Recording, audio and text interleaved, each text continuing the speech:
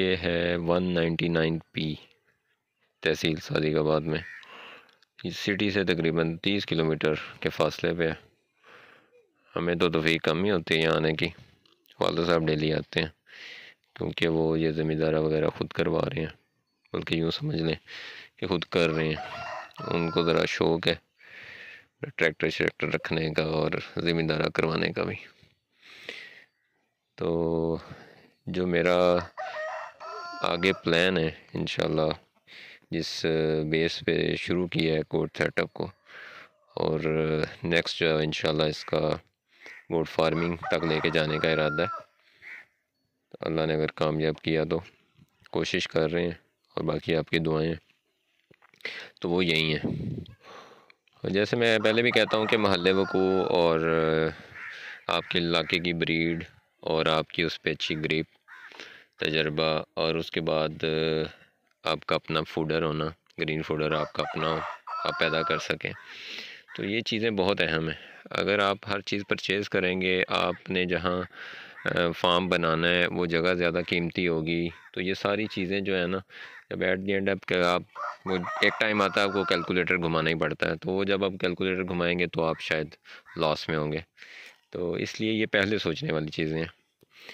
तो ये हमने तकरीबन यहाँ 8 कनाल ये जगह है जो छोड़ी हुई है यहाँ मज़ारों के लिए या डेरेदारी के लिए कह लें, जहाँ हम अपने औज़ार ये मुख्तलिफ़ किस्म के, अभी वैसे मैं इस पे रूटर पे चढ़ के खड़ा हुआ हूँ तो ये रखने के लिए, तो इसको मुनज़्ज़म करेंगे इंशाल्लाह, जो मेरा फर्दर प्लान है। ये पीछे देखें बेरियों की बड़ी ज़बरदस्त बाड़ लगी हुई है, इसी तरह से इसको कवर करेंगे मुख्तलिफ़ बाड़ से।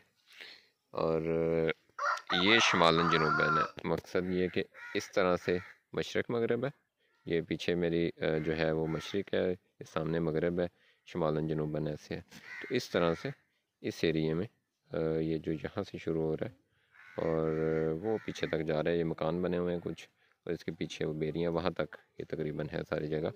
तो इस एरिए में इंशाल्लाह जो है ना, वो आगे मेरा प्लान है कि यहाँ इंशाल्लाह हम अपना शेड बनाएंगे।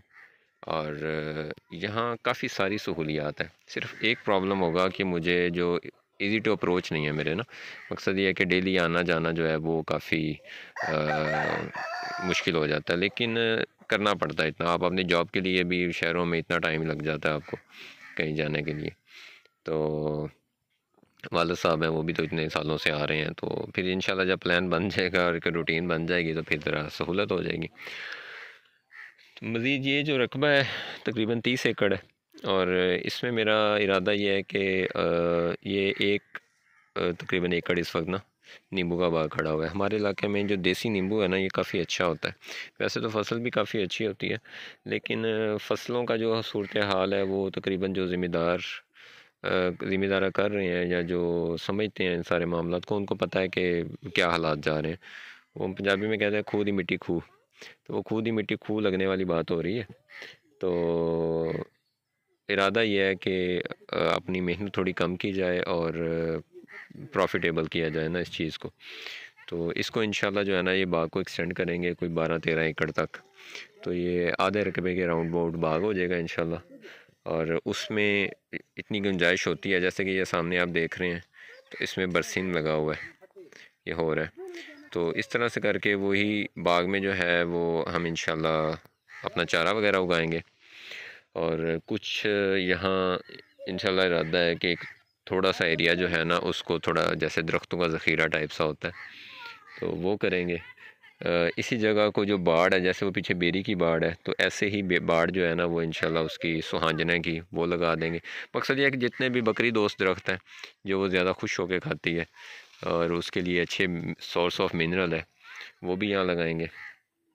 तो मैं चाह रहा हूँ कि पूरी तरह से एक नेचुरल माहौल हो और हम उस बेस पे काम करें, ताकि जानवर जो है वो ना तो हम उसको एक आर्टिफिशियल माहौल हमें देना पड़े।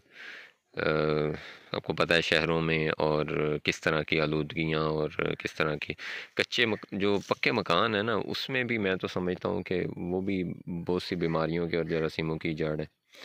तो अगर हम उसको ज़रा नेचुरल देने की कोशिश करेंगे, ये मेरा वैसे अभी तक प्लान तो मेरा यही है कि मेरी कोशिश होगी कि जिस हद तक हम इसको ना नेचुरल रखें। लेकिन कुछ टेक्नोलॉजीज़ हैं उनको भी अपनाना बहुत ज़रूरी है। ऐसा नहीं है कि आप उनमें से पीछे रह जाएं। तो नई जो टेक्नोलॉजीज़ हैं उनको भी अपनाना चाहिए। अब ये इन्होंने देखे ना, अब ये ट्रेडिशनल तरीके हैं, ये गलत है। ये जैसे जानवर को बांध देना, ठीक है। अब इतनी सहूलत है, ये सामने बेरी लगी हुई है, तो मैंने इनसे पूछा आप डालते हैं? कहते नहीं जी, कांटे कांटे लगते हैं। तो ये बस यहाँ से आसान है, घास शास डाल दिया और बकरियाँ पल गई। ये देखें, ये घास डाला हुआ है, और जहाँ इस तरह का घास डाला हुआ है तो वहीं अगर ये फुल ऑफ मिनरल्स हैं, ये दरख्त जो हैं, ये डाले हों तो ये बेचारों के कुछ पल्ले भी हो। अब दिन के टाइम ये जानवरों का आप हाल देखें, लूई खड़ी हुई हैं इनकी, और कोई इतनी आज इतनी ठंड भी नहीं है, ठीक है ना। वो देखें, तो कोई इनकी बड़ी वो ख़ास सेहत भी नहीं। हालांकि दोगले जानवर हैं ये, तो बड़े गोल मटोल से होते हैं।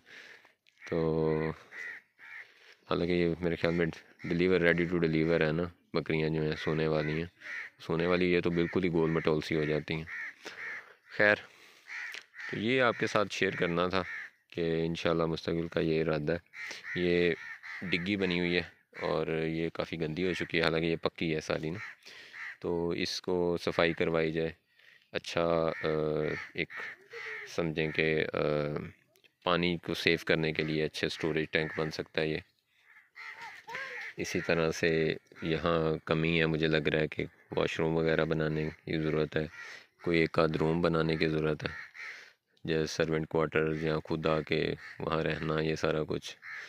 तो ये इंशाल्लाह करने का इरादा है। और जो एक छोटा मोटा जो सेटअप होगा वो इंशाल्लाह सिटी में भी रखेंगे।